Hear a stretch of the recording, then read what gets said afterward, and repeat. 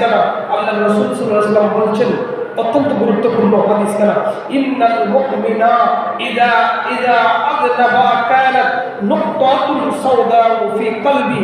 ও আমার উম্মতরা শুনো, আল্লাহ রাসূল বলছেন, ও আমার উম্মতেরা তোমরা শুনো, যখন কোনো বান্দা একটা গুনাহের কাজ করে ওই বান্দার কলবের মধ্যে ওই সাওদা একটা কালো বর্ণের দাগ পড়ে যায়।